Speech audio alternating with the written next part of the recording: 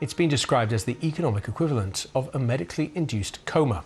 Countries accounting for more than 50% of world GDP are in lockdown, with governments and central banks stepping in to try to keep countless companies afloat. Millions of workers have been told to stay at home, with many laid off or furloughed. So what is the likely scale of the economic damage and the shape of recovery when it comes? We can talk to Megan Green, a global economist and senior fellow at the Harvard Kennedy School. I did pose that question just now. What's the likely scope of the damage? I would imagine it's almost impossible, Megan, to predict.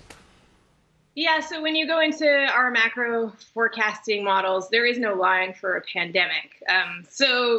Estimates really have a huge range and they're all plausible, but I think we can be pretty certain that this will be the mother of all recessions. The only real question is, how long does it last and what's the shape of the recovery after this? You're right, the idea is to put the economy on ice, basically, in the hopes that we can just freeze everything until we can contain this virus and then slowly defrost the economy and have things ramp back up.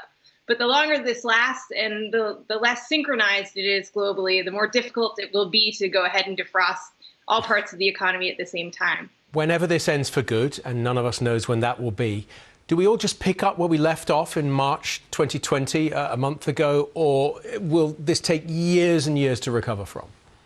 Yeah, so I wish we could just ramp right back up and have a huge snapback in demand and go back to life as normal. I, for one, will never hit an elevator button with my fingers again, for starters. I think how we work will change pretty fantastically. And I also think if we all just went out, we'd be brought right back to the beginning of March, where nobody really has immunity and we would have a surge in cases. So what we're looking at is kind of intermittent isolation. So we'll be let out and then locked down again, and then let out and then locked down again.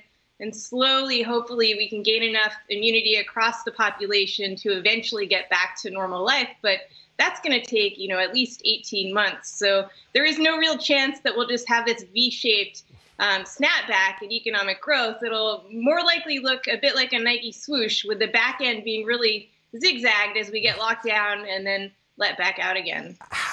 Very briefly, how might the global economy cope with this cycle of intermittent lockdowns and new infections, briefly? So it'll be difficult, and emerging markets are on a different cycle as the rest of us. They've been hit by the financial markets, but not by the health crisis yet. So as we're starting to come out of the economic freeze, they might be going further into one, and that makes the snapback even less likely. Megan Green, thank you so much.